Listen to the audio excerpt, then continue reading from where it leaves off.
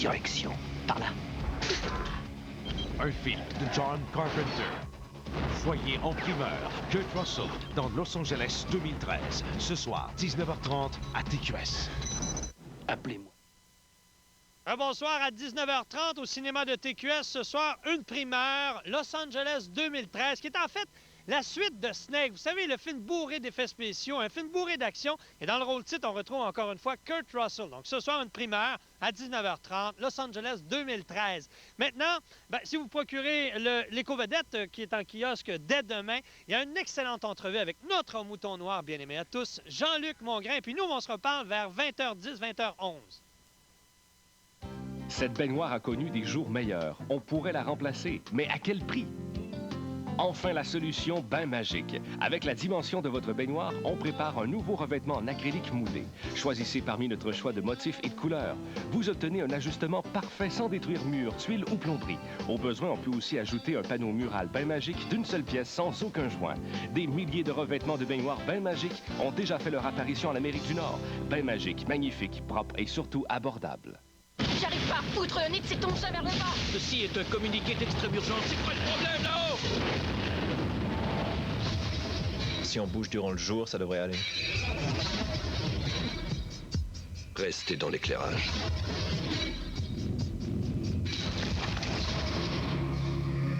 Que diable vois-je là? Une éclipse. Alerte noire. Dès le vendredi 18 février.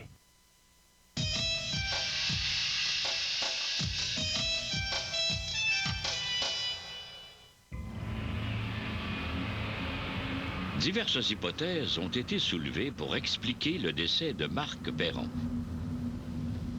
Selon les témoignages recueillis, il semblerait que M. Perron ait consommé une quantité considérable d'alcool durant la soirée.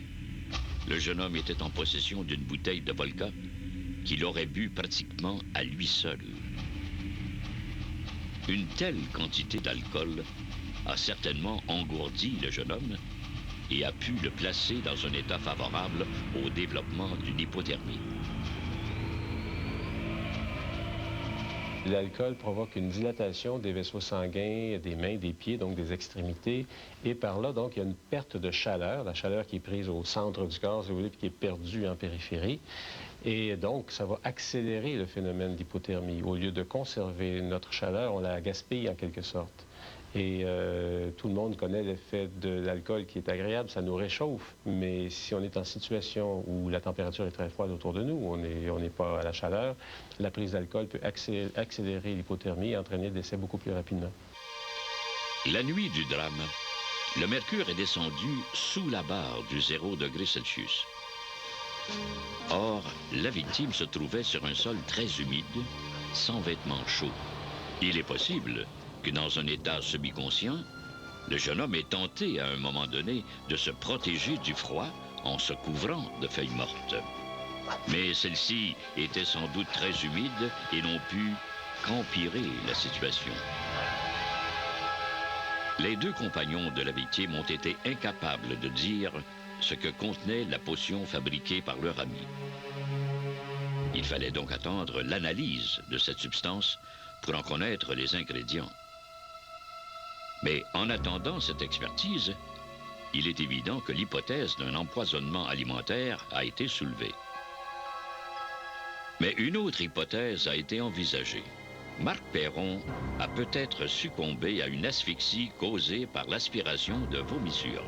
Je pense que je vais être malade. Le lendemain du drame, un pathologiste a procédé à l'autopsie. Selon cet expert, aucun contenu gastrique n'a été retrouvé dans les voies respiratoires du jeune homme, ce qui permettait d'écarter l'hypothèse de l'asphyxie. L'hypothermie était cependant plus difficile à écarter. Pour l'intoxication alimentaire, le pathologiste n'a relevé aucun signe apparent de traumatisme interne, pouvant signaler l'ingestion d'un produit hautement toxique. La toxicologie n'a révélé la présence d'aucune drogue ou autre substance toxique dans le sang de la victime, à l'exception, bien sûr, de l'alcool éthylique. Les prélèvements sanguins montraient un taux élevé d'alcool de 410 mg par 100 millilitres de sang. Et le corps n'a pas le temps de se débarrasser de cet alcool-là rapidement. Donc, la concentration sanguine a dû monter très rapidement et a atteint des niveaux de 400-420 mg par 100 ml de sang, ce qui est une dose fatale, ce qui peut entraîner un arrêt respiratoire rapidement dans les minutes qui suivent. Les faits rapportés par les témoins nous ont déjà permis de savoir que la victime avait consommé à elle seule, en peu de temps, une bouteille complète de vodka. Tout porte à croire que cette consommation de boissons fortes s'est soldée par une intoxication aiguë à l'alcool éthylique qui a entraîné la mort du jeune Marc Perron.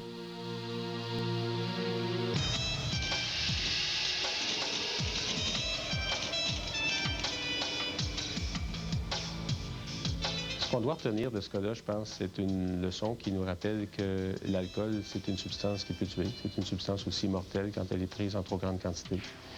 Et ça va survenir, surtout chez les gens qui n'en sont pas trop au courant, des jeunes qui n'ont pas bu beaucoup dans leur vie. Mais il faut se rappeler que pour n'importe quelle drogue, si on en prend trop rapidement, bien, ça peut être mortel. Il est probable qu'après la fuite de ses compagnons, M. Perron a eu la présence d'esprit de se dissimuler sous les feuilles mortes afin d'éviter d'être repéré par le préposé du cimetière qui s'avançait vers lui. C'est sous ce drap de feuilles automnales que le jeune homme a succombé des suites de son intoxication aiguë à l'alcool.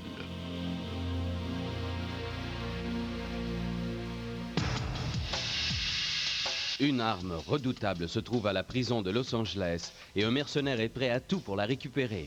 Voyez Kurt Russell et Stacy Keach dans Los Angeles 2013 au cinéma de TQS dans un moment.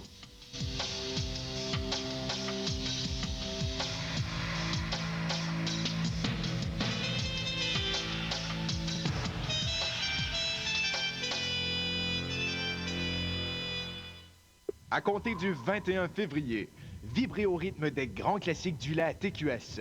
Un concours qui pourrait vous conduire en France. Les grands classiques du lait à TQS. Jamais sans mon lait. Ce dimanche, à Catastrophe. Prisonniers des rapides, des amuseurs prennent feu, le crash d'un 737, quand la foudre frappe, un torrent dévastateur, un bateau explose, un enfant prisonnier d'un puits. Catastrophe, dimanche 18h à TQS. TQS, le mouton noir de l'information.